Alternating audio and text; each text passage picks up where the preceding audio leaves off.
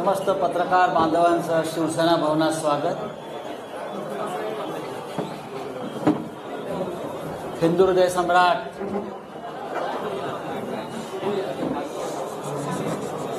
शिवसेना प्रमुख बाळासाहेब ठाकरे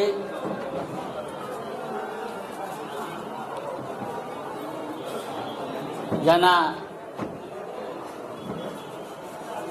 वंदन करतो, अभिवादन करतो, त्यांचं स्मरण करतो। कारण या वास्तूला एक महत्त्व आहे।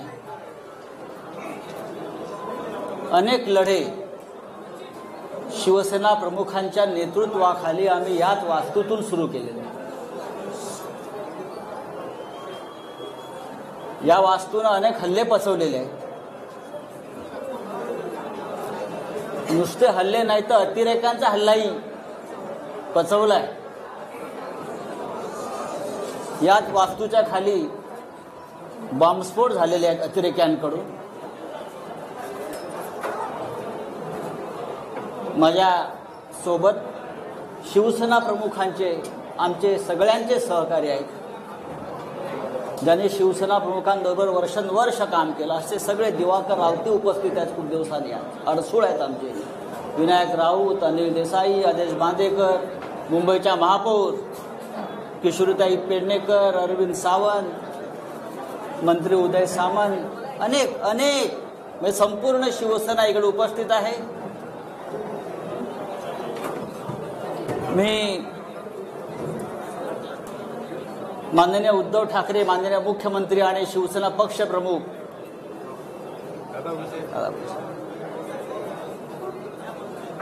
यांना सुद्धा इथूनच नमस्कार करतो। कारण ते वर्षा बंगल्यावरून आपली पत्रकार परिषद पाहतायत। त्यांचा आत्ताच फोन होता, माननीय शरद पवार साहेबांचाही फोन होता, महाविकास आघाडीतल्या प्रत्येक प्रमुख नेत्यांचा मला आत्ता एक 5-10 मिनिटांपूर्वी फोन होते। सकाळपासून त्यांचे फोन सुरू आहेत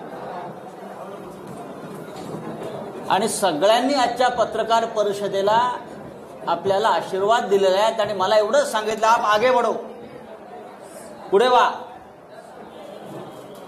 ही लढाईची सुरुवात तुम्ही करा।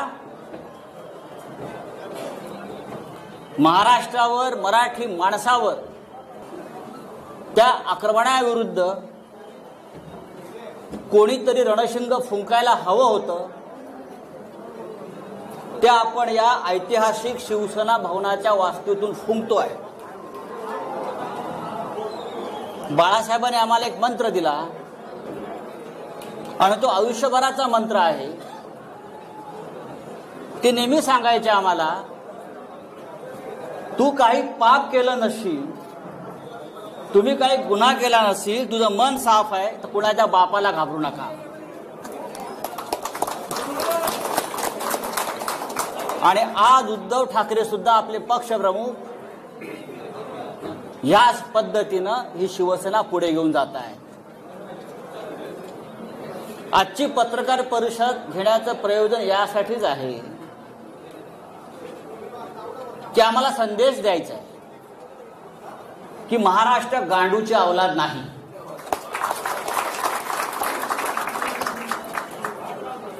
मराठी माणूस बेईमान नाही। आणि तुम्ही कितीही नामर्दांगी करून आमच्या पाठीमागे वार केले तरी शिवसेना घाबरणार नाही। यासाठी हे पत्रकार परिषदेचं आयोजन आहे।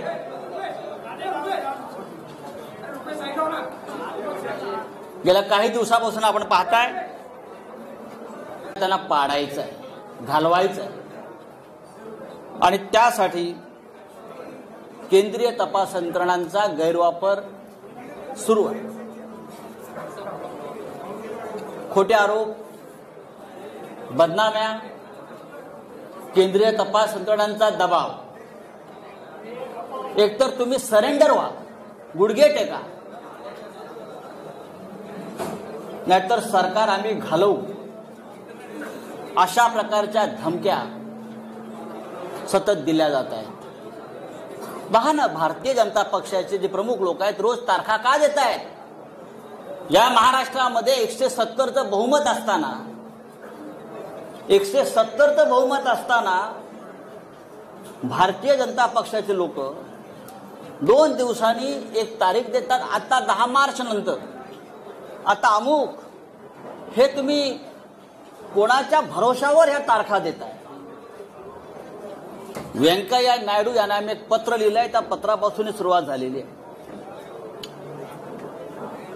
राज्यसभेचे चेअरमन व्यंकय्या नायडू, उपराष्ट्रपती यांना मी एक पत्र लिहून केंद्रीय तपास यंत्रणा महाराष्ट्रात काय करतायत आणि माझ्यासारख्या राज्यसभा सदस्याला कशा प्रकारे त्रास देऊ पाहतायत याचं कारण इतकंच आहे की साधारण 20 दिवसापूर्वी आणि त्याच्या आधी भारतीय जनता पक्षाचे काही प्रमुख लोक मला भेटले. हा विषय दिल्लीत मी सांगितलेला आहे. भारतीय जनता पक्षाचे काही प्रमुख लोक मला भेटले, ज्यांना मी ओळखतो. 3 वेळा मला ते भेटले आणि त्यांनी मला वारंवार हे सांगण्याचा प्रयत्न केला की तुम्ही या सरकारच्या प्रवाहातून बाहेर पडा. कोणत्याही परिस्थितीमध्ये आम्हाला हे सरकार घालवायचं आहे. आमची संपूर्ण तयारी झालेली आहे.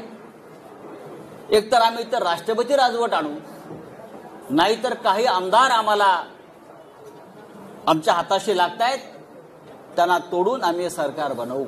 तुम्ही मध्ये पडू नका. तुम्ही आम्हाला मदत करा आमचं सरकार येण्यासाठी. मी म्हटले कसं काय शक्य आहे? 170 आमदारांचं बहुमत तुम्ही कसं काय उद्ध्वस्त करू शकता, पायदळी तुडवू शकता? या लोकभावना. ह्याच्यावर त्यांनी मला सांगितलं, जर तुम्ही काही लोकांनी आम्हाला मदत केली नाही तर तुम्हाला केंद्रीय तपास यंत्रणा तुम्हाला टाईट करतील. हा शब्द आहे, टाईट करतील आणि फिक्स करतील. मी आता त्यांची नावं घेत नाही, पण मी भविष्याची. आणि त्या संदर्भात दिल्लीतून सगळी सिद्धता झालेली आहे तुमच्या लोकांना टाईट करण्याचं, फिक्स करण्याचं. आणि तुम्हाला नंतर पश्चाताप होईल की तुम्ही आम्हाला का मदत केली नाही. मी म्हटलं काय हरकत नाही, तुम्ही काही करू शकता, पण महाराष्ट्राच्या सरकारला किंवा ठाकरे सरकारला नख लागेल असं कोणतेही कृत्य आमच्या सरकारकडून होणार नाही. त्यांनी मला असंही सांगितलं, तुम्ही पाहिलं असेल की सध्या पवार कुटुंबांवर धाडी पडतायत. सध्या त्याच काळात सध्या पवार कुटुंबावर धाडी पडतायत आणि ते सुद्धा प्रकरण सोपं नाही. आम्ही त्यांना सुद्धा टाईट करतो. शरद पवार आणि मी नंतर माहिती घेतली तर त्याच दरम्यान 1 दिवसाच्या आड दुसऱ्या दिवसापासून पवार साहेबांच्या म्हणजे पवार कुटुंबियांच्या घरावर सातत्यानं धाडी पडू लागल्या.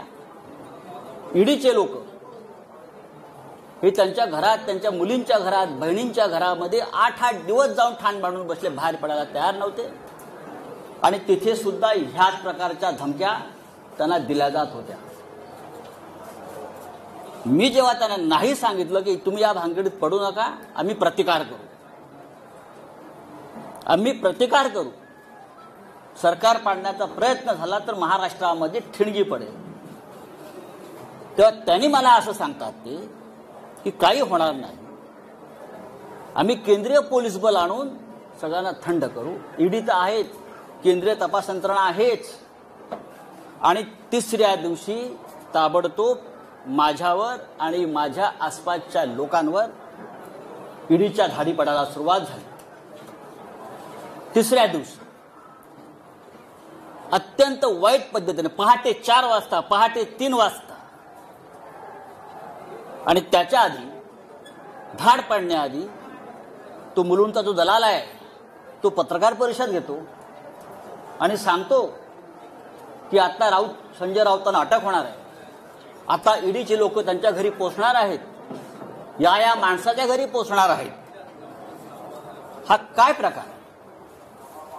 तुमचं सरकार महाराष्ट्रात आलं नाही याचा तुम्ही सूड अशा प्रकारे केंद्रीय तपास यंत्रणांचा, सीबीआयचा, ईडीचा गैरवापर करून आम्हाला त्रास देता आणि तुम्हाला असं वाटतं की आम्ही झुकू. बाळासाहेब ठाकरेंनी आम्हाला शिकवलं नाही गुडघे टेकायचं, अजिबात. हे शक्य नाही. तुम्ही काही करा, हे सरकार पडणार नाही. मी वारंवार त्यांना सांगत राहिलो आणि जेव्हा जेव्हा मी त्यांना सांगत आलो त्या दिवशी माझ्या नातेवाईकांच्या, माझ्या मित्रांच्या घरावर रेड पडत गेले. म्हणजे मला फ्रेम करण्यासाठी त्यांनी माझ्या आजूबाजूच्या लोकांना फ्रेम करण्याचा प्रयत्न केला. खोटी प्रकरण आहेत सगळी. जे जे आरोप माझ्यावर झालेले आहेत त्यातलं एकही प्रकरण खरं नाही. कोणत्याही प्रकरणात, कोणत्याही धंद्यात अशा प्रकारच्या, मुळात मराठी माणसानं धंदा करू नये असं यांना वाटतं म्हणून ते आपल्याला टाईट करतात. माझी मुलं असतील, माझे नातेवाईक असतील, माझा मित्र परिवार असेल, प्रत्येकाला बदनाम करायचं, खोट्या नावाने फोन करायचं. आत्ता तुमच्याकडे ईडी पोहोचत आहे, मुलांना फोन करायचा, उद्या सकाळी 4 वाजता ईडी आणि सीबीआय तुमच्या घरी येत आहे, उद्या सकाळी तुमच्या वडिलांना अटक करून घेऊन जातील. इतकं निर्घृण पद्धतीनं राजकारण या महाराष्ट्रामध्ये कधी झालं नव्हतं. हे भारतीय जनता पक्षानं नालायकपणा सुरू केला या महाराष्ट्रामध्ये. गेल्या काही वर्षापासून आपण पाहतोय, वर्षभरापासून शिवसेना आणि उद्धव ठाकरे यांच्यावरती हल्ले सुरू आहेत. खोटे काय, एक एक प्रकरण मी तुम्हाला आता सांगतो. सत्य काय, आतापर्यंत शिवसेनेकडून आपण कधी उत्तर दिलं नव्हतं. आता उद्धवजींनी मला सांगितलंय, आधी लोकांसमोर वस्तुस्थिती येऊ द्या, सत्य येऊ द्या, आणि मग आपण बघू काय करायचं. खरं म्हणजे ही आजची पत्रकार परिषद ही ईडीच्या कार्यालयासमोर घेण्याची आमची योजना होती. पण नंतर आमची चर्चा झाली की सुरुवात इथून करू आणि अंत तिकडे करू. पाहू महाराष्ट्रात कोण राहताय ते, तुम्ही राहताय की आम्ही राहतो. हा महाराष्ट्र आमच्या बापाचा आहे. हे बाहेरचे लोक येऊन आमच्यावरती दादागिरी करणार, आमच्या घरात घुसणार, आमच्या बायका मुलींकडे बघणार, हा, आणि भाजपवाले टाळ्या वाजवणार, हा निर्लज्जपणाचा कळस आहे. छत्रपती शिवाजी महाराजांच्या राज्यामध्ये, बाळासाहेब ठाकरेंच्या राज्यामध्ये कधी असं घडलं नव्हतं. या राज्यात अनेकांनी राज्य केलेलं आहे, पण ह्या पद्धतीनं कधी राजकारण केलं नव्हतं. उद्धव ठाकरे आणि परिवाराचे रोज काहीतरी एक प्रकरण काढत असतात. काय तथ्य आहे त्यात? आतापर्यंत कोणी त्यांच्याकडनं सांगायला आलं नाही समोर. पण मी तुम्हाला सांगतो, तो जो कोण बोलतोय ना, दलाल, ज्याला मराठीमध्ये आपल्या भडवा म्हणतात, बरोबर ना, शुद्ध भाषेत आपल्या मराठीत भडवा म्हणतात, भडवा. हा, त्याने असं म्हटलं की ठाकरे कुटुंबियांनी कोरलाई गावात, अलिबाग जवळच्या 19 बंगले बांधून ठेवलेत म्हणे. काय 19 बंगले? ही बेनामी प्रॉपर्टी आहे. 19 बंगले.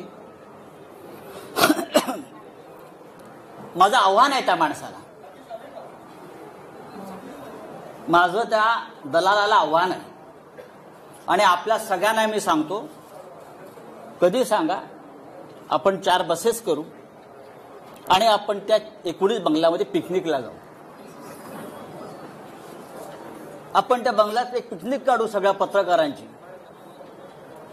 जर तुम्हाला ते बंगले तिकडे दिसले तर मी राजकारण सोडीन, आणि जर दिसले नाही तर त्या दलालाला जोड्याने मारेन. अख्खी शिवसेना जोड्याने मारेन. म्हणजे दिशाभूल करायचं, खोटेपणाचा कळस करायचा, भंपकपणा करायचा. कुठे आहेत बंगले? 19 बंगले, 19 बंगले. रोज टीव्हीला चालू 19 बंगले, 19 बंगले. चला दाखवूया, जाऊ आपण तिथे एक पार्टी करू, बंगल्यात बसून देतो चाव्या तुम्हाला. मी उद्धवजीला विचारलं, आम्हाला दाखवा बंगले तुमचे. पण लोकांच्या मनामध्ये भ्रम निर्माण करायचा, खोटेपणा, भंपकपणा, मराठी माणसाचा द्वेष, महाराष्ट्राविषयी असूया. हाच किरीट सोमय्या ज्याने काही वर्षापूर्वी हायकोर्टामध्ये एक पिटिशन केलं होतं, आठवत असेल तुम्हाला. शिशिर शिंदे असतील, त्यांना माहिती आहे.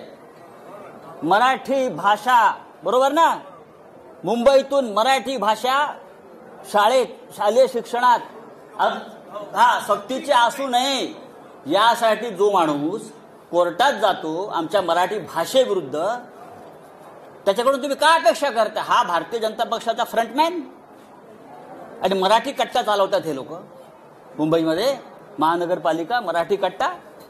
मराठी भाषेच्या विरुद्ध जो माणूस कोर्टात गेला महाराष्ट्रामध्ये, हाच तो भडवा दलाल आमच्या मराठी भाषेविरुद्ध. आणि काय तुम्ही सांगताय मराठीला अभिजात भाषा दर्जा आम्ही देतोय म्हणून? आधी याचा थोबाड बंद करा, आता आम्ही करू. दुसरा एक तो हल्ली म्हणतोय की आमचे श्रीधर पाटणकर आहेत आमच्या परिवारातले, त्यांनी म्हणे देवस्थानाच्या जमिनी विकत घेतल्या कर्जतला. मी स्वतः माहिती घेतली, मी काय पाटणकरांशी बोललो नाही, पण मी स्वतः माहिती घेतली त्या संदर्भात काय आहे. माझं त्याला आव्हान आहे हा आरोप करणारा. पाटणकरांनी देवस्थानाची जमीन कुठे आणि कशी विकत घेतली तुम्ही दाखवा. जी काय जमीन तुम्ही दाखवताय ही जमीन त्यांनी, म्हणजे हे बापरे, अनेक याच्याकडून त्याच्याकडे, त्याच्याकडून ह्याच्याकडे, त्याच्याकडून ह्याच्याकडे, त्याच्याकडून ह्याच्याकडे असे मध्ये 12 लोक आहेत आणि 12व्या माणसाकडून पाटणकरांनी खरेदी केली. त्यांचा आणि देवस्थानाचा काही संबंध नाही. 2014 साली ही जमीन त्यांनी सलीम बिलाखियाकडून घेतलेली आहे. बिलाखियाने अविनाश कडूकडून घेतलेली आहे. अविनाश कडूने अर्जुन गुरवकडून घेतलेली आहे. अर्जुन गुरवने विठ्ठल गुरवकडून घेतलेली आहे. अशी एक मोठी अशी काय त्याच्यामध्ये नाव आहे. देवस्थानाकडून जमिनी आम्ही खरेदी केल्या. काय कशा करता? संजय राऊत आमचे आनंदराव अडसूळ ते वारंवार सांगतायत की मी निर्दोष आहे, माझ्यावरती खोटे आरोप आणि हे फ्रेम केलेले आहेत, तरी त्यांच्या विरोधामध्ये बोलत राहायचं, त्यांची बदनामी करत राहायचं. आनंद अडसूळ आमचे, भावना गवळी, रवींद्र वायकर, अनिल परब आणि सगळं झालं होतं मग माझ्याकडे. कारण मी म्हटलं सरकार पडू देणार नाही, प्राण जाय पर वचन न जाय. तेव्हा माझ्या मागे लागले. त्यांनी केलेला प्रत्येक आरोप हा खोटा आहे. माझ्या आयुष्यामध्ये मी कधी चुकीचं काम केलं नाही. आज सकाळीच मला कळलं की माझ्या बँकेत ईडीचे लोक गेले आहेत. माझ्या बँकेत सारस्वत बँक, स्टेट बँक, मला तो फोन आला की ईडीचे लोक आले. काय म्हणून? तुमचे 20 वर्षाचे म्हणे बँकेचे स्टेटमेंट्स घेऊन गेले. 20 वर्षाचे. बोलो ठीक आहे, घेऊन जाऊ द्या. बरं, ईडीचा तपास कसा आहे बघा, फार गमतीचा तपास आहे. माझं गाव अलिबाग. आता माझी जमीन लहानसण जी असेल ती अलिबागलाच असेल ना, ती मॉरिशसला नसेल किंवा भारतीय जनता पक्षाच्या नेत्यांप्रमाणे कुठे लंडन अमेरिकेत माझ्या प्रॉपर्ट्या नसतील. 50 गुंठे जमिनीचा तपास ईडी करत आहे. किती?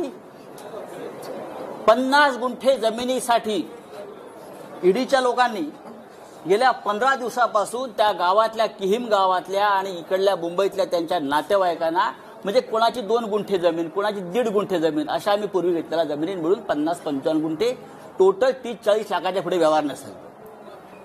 पहाटे 4 वाजता घरात घुसायचं, त्या गरीब लोकांना उचलायचं आणि ईडीच्या कार्यालयामध्ये आणून बसवायचं आणि धमक्या द्यायच्या, तुला जेलमध्ये टाकील, तू संजय राऊतांच्या विरुद्ध लिहून दे की तुला त्याने किती कॅश दिली. गरीब लोक आहेत, घाबरतात. त्यातले काही लोकांचे आई वडिलांकडून घेतलेले आहेत, ते मरून गेलेले आहेत.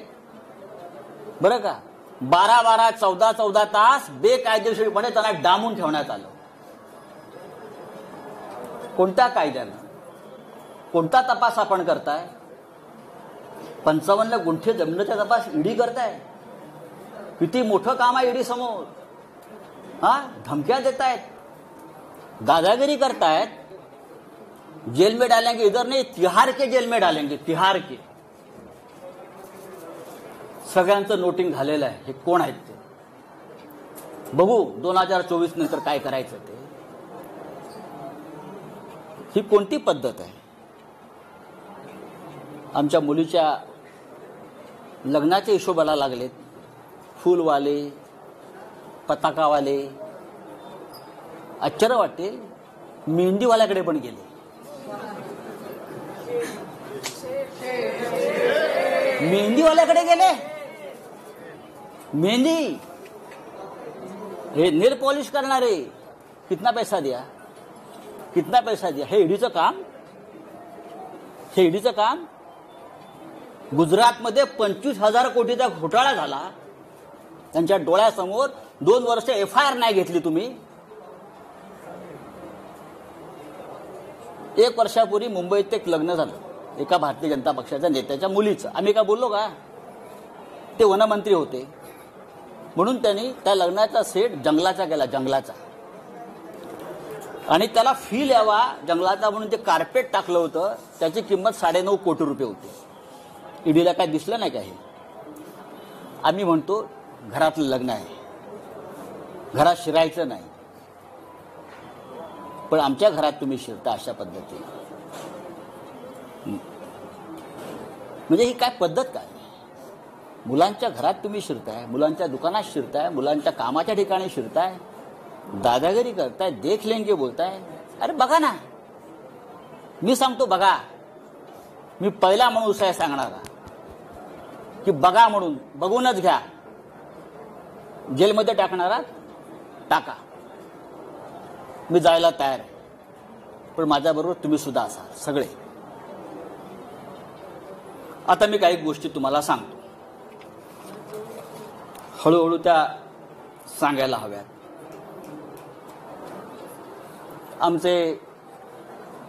मला कोणतरी म्हटलं की तुम्ही जिथे कपडे शिवले तिथे पण डेडीवाला गेले होते म्हणजे लग्नाचे कपडे शिवले. मुलुंडला टेलर आहे आमचा एक, तिथे गेले होते, किती कपडे शिवले म्हटलं. म्हणजे ईडी हा काय प्रकार आहे हे तुम्हाला कळलं पाहिजे म्हणून तुम्हाला मी सांगतो. मैंने जहां कपड़ा सिलाया ना मुलुंड में, वो टेलर के पास भी ईडी के लोग आए थे. क्या क्या सिलाया, कितने सिलाया, कितना बिल दिया, कितने सूट सिलाया. अब सिर्फ जूते वाले के पास जाना बाकी. हाँ, जाने दो कहाँ जाना चाहिए, लेकिन टक्कर शिवसेना से आप ध्यान में रखिए.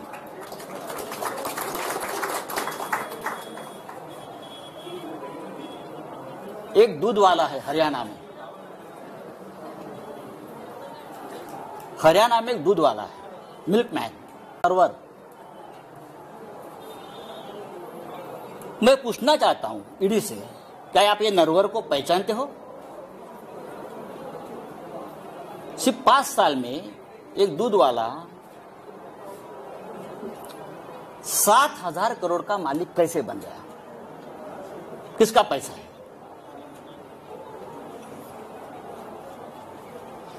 7,000 करोड़ का मालिक कैसे बन गया? जब से महाराष्ट्र में बीजेपी की सरकार आ गई तब से उसका महाराष्ट्र में आना जाना शुरू हो गया.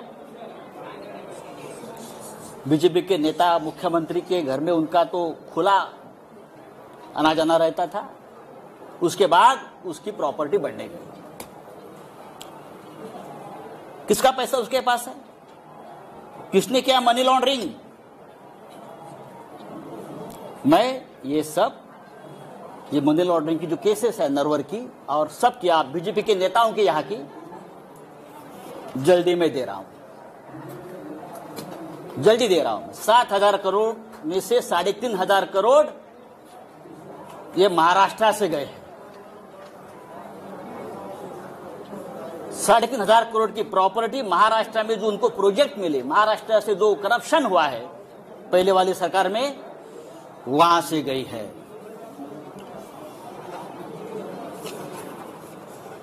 महाराष्ट्र में सबसे बड़ा घोटाला जो है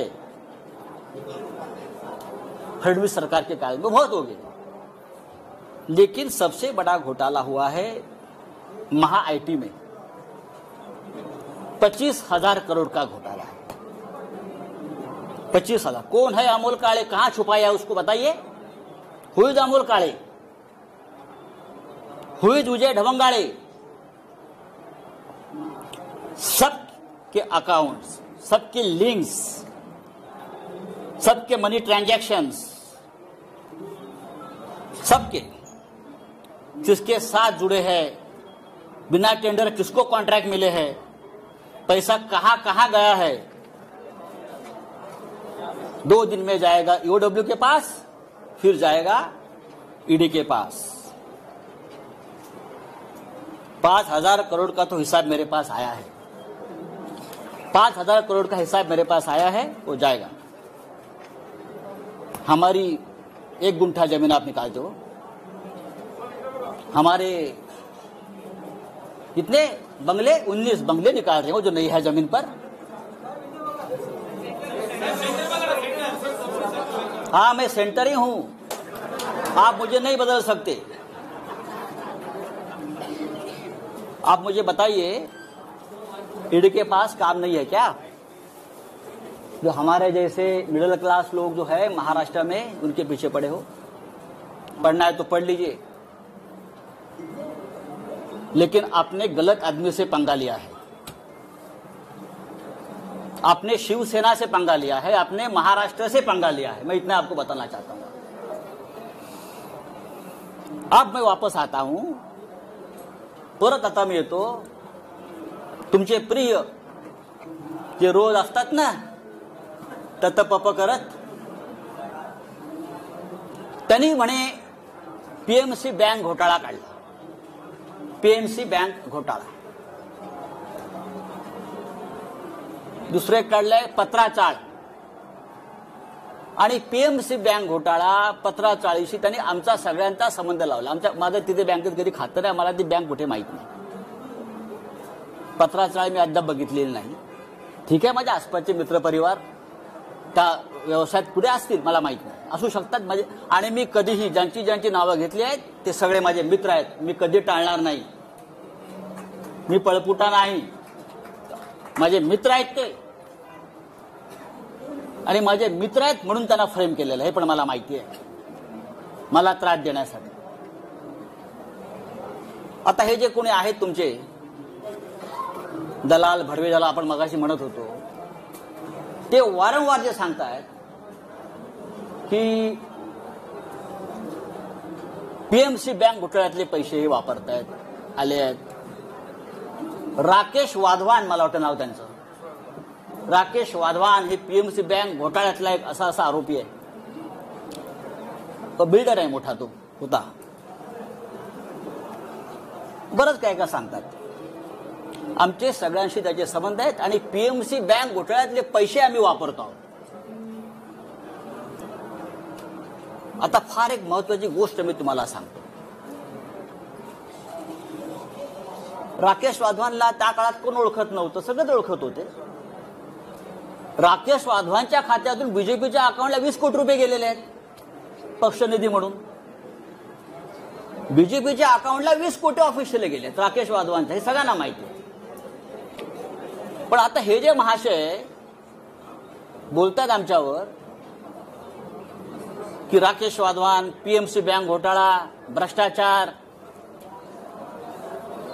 ईडी वाले सुनो, अगर ईडी वाले कहा सुनते होगे आज मेरी बात उनको सुननी पड़ेगी आज। ईडी और सीबीआई, ईओडब्ल्यू, प्रधानमंत्री और गृह मंत्री आज मेरा ये जो स्पीच है वहां बैठकर सुन रहे, मुझे मालूम है।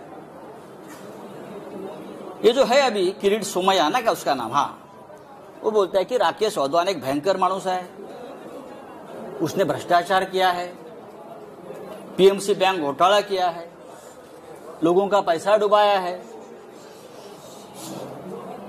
अब मैं पूछना चाहता हूं भाई, ये निकॉन इंफ्रा कंस्ट्रक्शन कंपनी किसकी है?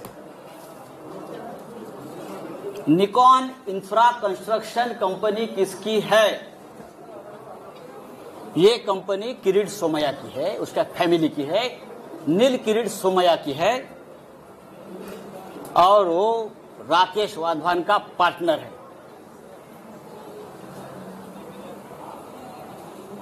निकॉन इन्फ्रासाठी पीएमसी बँक घोटाळ्यातल्या पैशाची गुंतवणूक करून हजारो कोटी रुपयाचा प्रकल्प त्याने मौजे गोखिवरे तालुका वसईत उभारलेला आहे.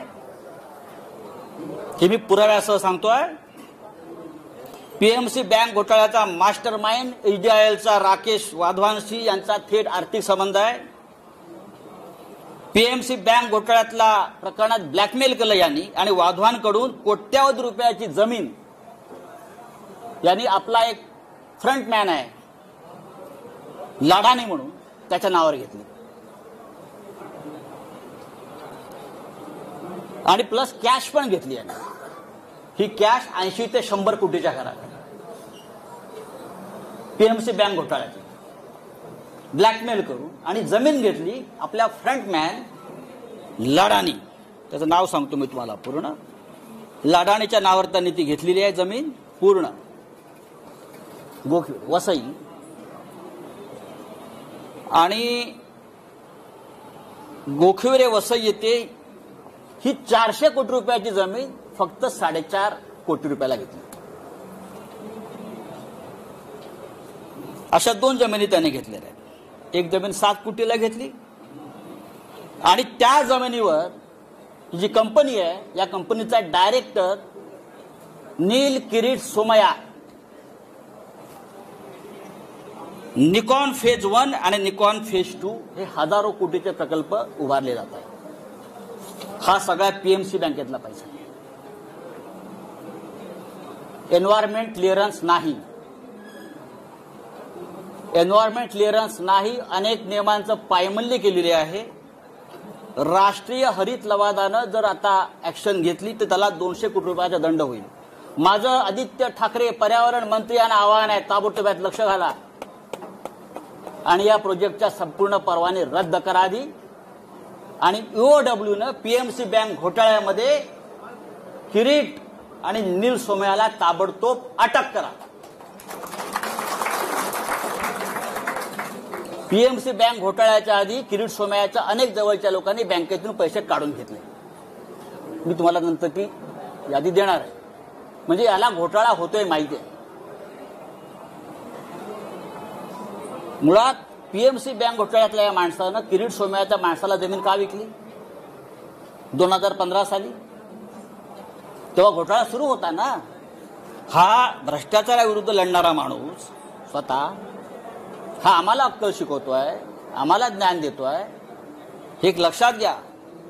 हे सगळं एका बाजूला भ्रष्टाचारावरती भजन करायचं, दुसऱ्या बाजूला महाराष्ट्र लुटायचा, मुंबई लुटायची, आमच्यावरती आरोप करायचे मुंबई महानगरपालिकेपासून सर्वत्र आणि आपले भ्रष्टाचार लपवायचे. हा किरीट सोमया हा भारतीय जनता पक्षाचा सध्या मुंबईतला चेहरा आहे. लक्षात घ्या. हे जे आहे हा देवेंद्र रजनीकांत लधानी त्याचं नाव आहे. He the front man of Kirit Somaiya. आणि त्याने राकेश वाधवानशी व्यवहार केलेला आहे मोठ्या प्रमाणात कोट्यावधी रुपयाचा. ते सगळे पैसे पीएमसी बँक घोटाळ्यातले आहेत. ते सगळे पैसे ते व्यवहार हे त्या बँकेसंदर्भातलेच आहेत आणि पत्राचाळीतल्या संदर्भातले पैसे सुद्धा याच्यामध्ये गेलेले आहेत. याची संपूर्ण चौकशी महाराष्ट्राच्या मुख्यमंत्र्यांनी करावी. त्यांचं माझं बोलणं झालेलं आहे. हे फक्त मी 5% सांगितलं आहे कारण बाकी सगळे पेपर्स आज जातील. दुसरी गंमत तुम्हाला सांगतो. पीएमसी बँक घोटाळ्याचा तपास ईडी करताय. हे सगळे कागद ईडीकडे मी 3 वेळा पाठवलेले आहेत. हे सगळे पेपर्स ऑल डॉक्युमेंट्स भ्रष्टाचाराच्या या किरीट सोमयाच्या गेल्या 3 महिन्यामध्ये मी किमान 3 वेळा ईडी कार्यालयात पाठवलेले आहेत. तुम्ही 1 गुंठे 2 गुंठेवाल्यांना बोलवता आणि मी बघितलंय हा किरीट सोमया आतमध्ये बसून ईडीच्या कार्यालयामध्ये दही आणि खिचडी खात असतो रोज. हा त्याच्या बापाचं राज्य आहे का इथे? तुम्ही आमच्या मराठी लोकांना बोलवणार, तुम्ही आमच्या मंत्र्यांना बोलवणार, तुम्ही आमच्या आमदार खासदारांना बोलवणार.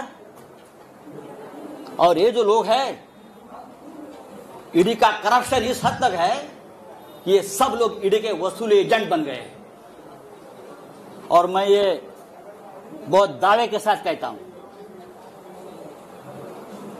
अब और एक मैं आपको बहुत इंटरेस्टिंग और मजे की बात बताने चाहता हूं। ईडी वाले सुनो और हिम्मत है तो मेरे घर पर आइए। मैंने पहले भी इस मंच से कहा था, मैं नंगा आदमी हूं, मैं शिव सैनिक हूं। आप कितना भी मेरे बारे में गलत कर लीजिए, कितनी भी फ्रेम कर लीजिए, आई विल फाइट। मैं ईडी वाले से पूछता हूं कि जितेंद्र चंद्रलाल नवलानी कौन है? नाम लिख लीजिए, जितेंद्र चंद्रलाल नवलानी। ये नाम सुनकर मुंबई और दिल्ली के ईडी ऑफिस का सांस बंद हो गया होगा, उनको पसीने छूटे हैं।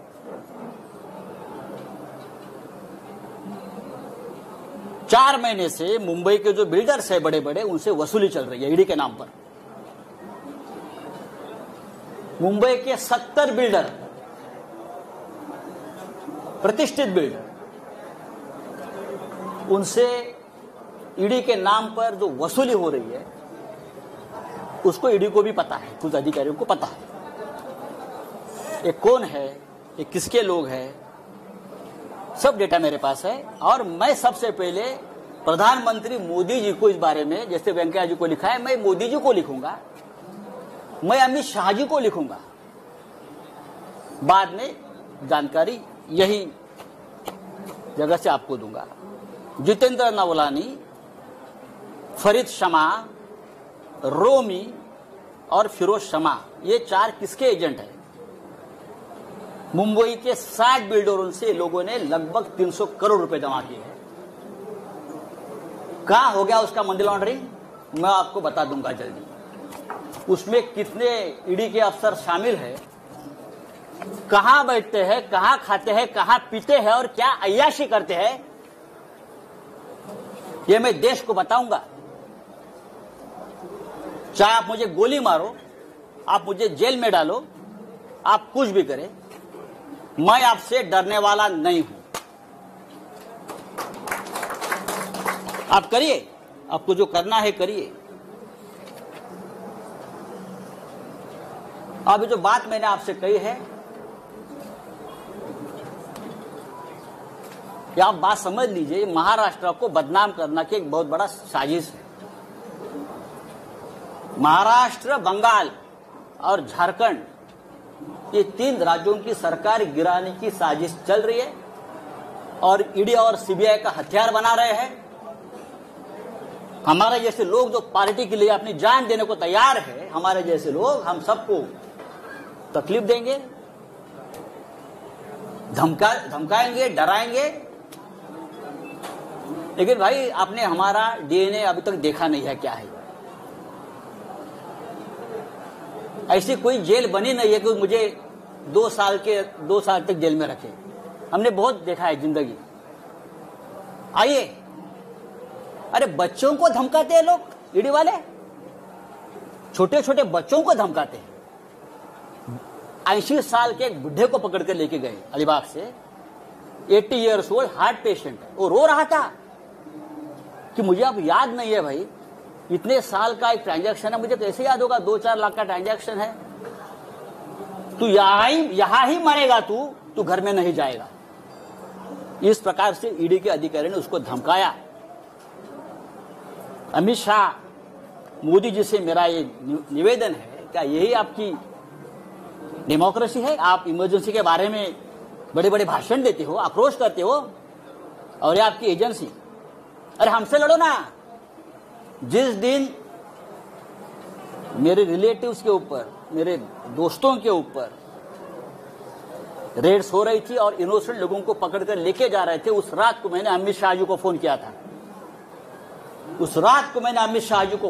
था। मैंने कहा कि अमित शाह जी, मैं आपका बहुत रिस्पेक्ट करता हूं, आप बड़े नेता है, देश के गृह मंत्री है, लेकिन ये जो चल रहा है ये ठीक नहीं है। अगर आपकी मुझसे दुश्मनी है तो आप मुझे अरेस्ट करिए, मैं तैयार हूं।